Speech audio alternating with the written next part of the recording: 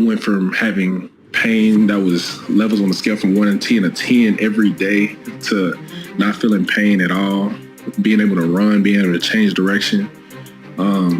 It's crazy, man. It's really like a big blessing that I didn't see coming.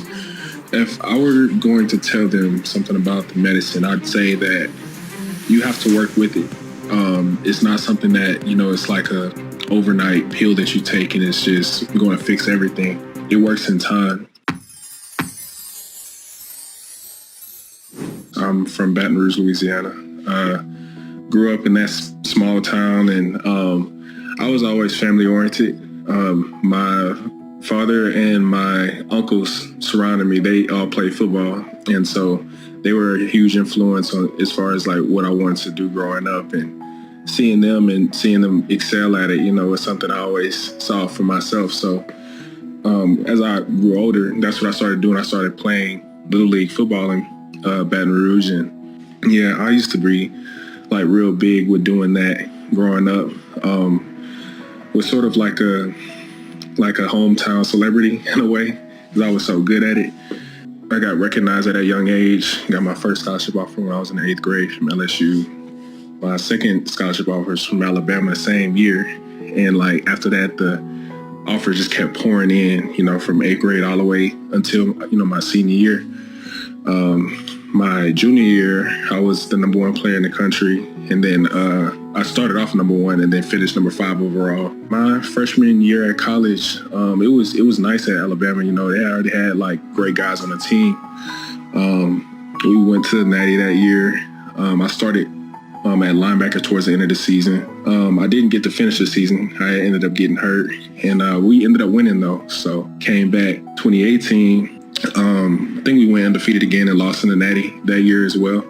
That year, I ended up making the All-American team. And then I also was like a runner-up for the Buckets Award. That's like one of the most prestigious awards for a linebacker. Mind you, I was only a sophomore, so the sky was the limit at that point. And so my junior year, I always say that year is special because I felt like I put in so much work, not only physically and on the field, but mentally, like to evolve myself into like a better person. I just knew like that year was going to be my year. And so, mind you, throughout my entire life, it was always an upward projection. Like I just knew what was next or what was coming, only to find out like mid-year in 2019, I ended up tearing my ACL. And so that was a huge bummer. It was a big thing that just shattered my hopes and dreams, because I never thought that something like that would happen to me. I never had like a season-ending injury, much less an injury where I'd have to have like surgery or something like that. So yeah, that ended my year.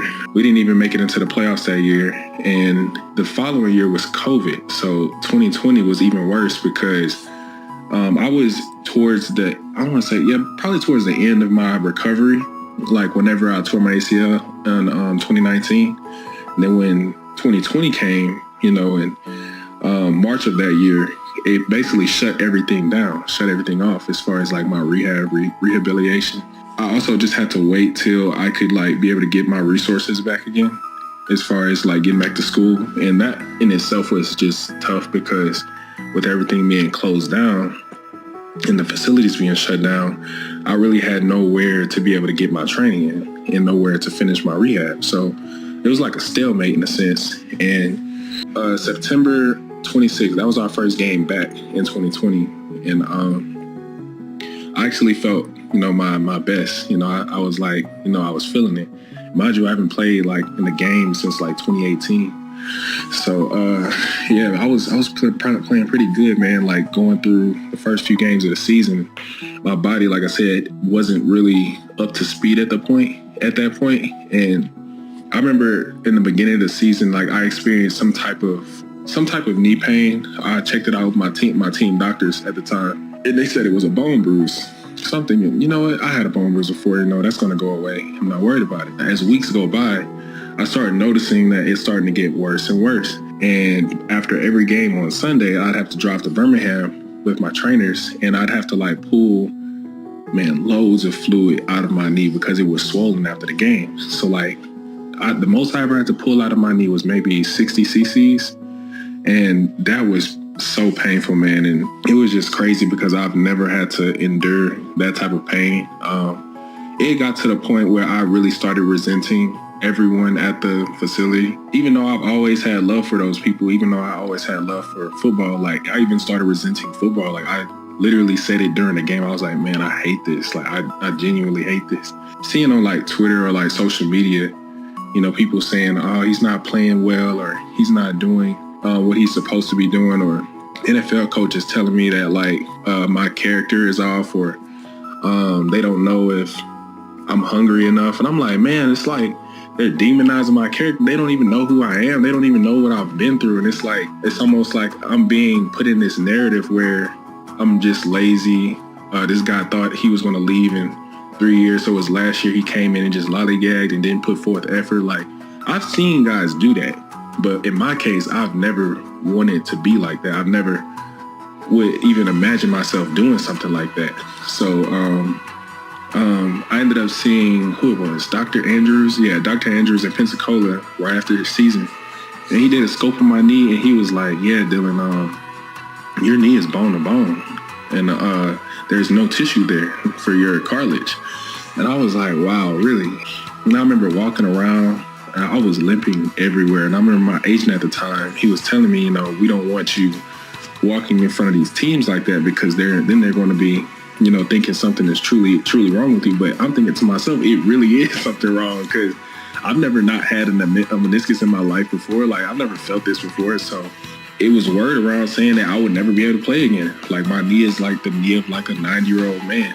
Like, that was probably the most hurtful or most painful thing that I've ever had to experience, because after working so hard from a child to a teenager to an adult, and then getting to the point where you're at the door of your dreams, and then you're not being able to live it how you expected it to.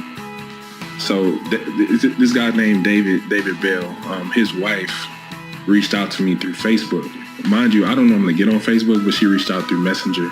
She was, you know, saying, hey, my husband is a part of, or he's a bioscientist and he does regenerative cells. And he can possibly, you know, work with you and help you get you back to your peak performance. And so I was like, I didn't know what that was, but I was like, man, you know what? I'm going to just go ahead and do it. Like, I don't have anything else at this point that I can like actually put my faith in that can help me. And like, this is one thing that just came up out the blue that just was like heaven sent in a sense. Yeah, I ended up meeting up with David in Fort Worth. Like, I believe it might have been in May. It probably was in May, like our first meeting.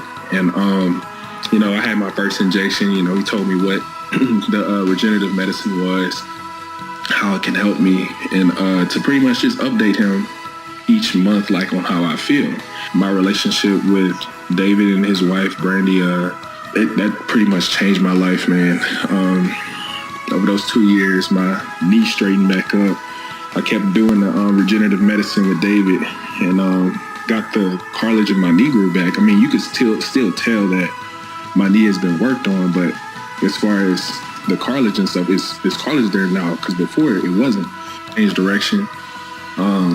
It's crazy, man. It's really like a big blessing that I didn't see coming.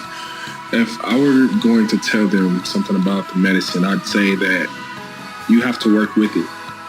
It's not something that, you know, it's like a overnight pill that you take and it's just going to fix everything. It works in time. So when I first started using the regenerative medicine myself, the very first thing I started noticing was a speedy recovery as far as like healing. Like if I had a cut or a bruise or something, like it would heal quicker than it would had I not had the medicine in my system. And I noticed that within a month. I'm just blessed to be able to use it, but what I will say is you can't have the mindset of thinking that it's going to happen overnight. Like, this is something that as it gets in your system and it pretty much gets in your DNA, you have to continue working with it over time, and then your body will soon catch up with it, and then it'll be like a rhythm in a sense.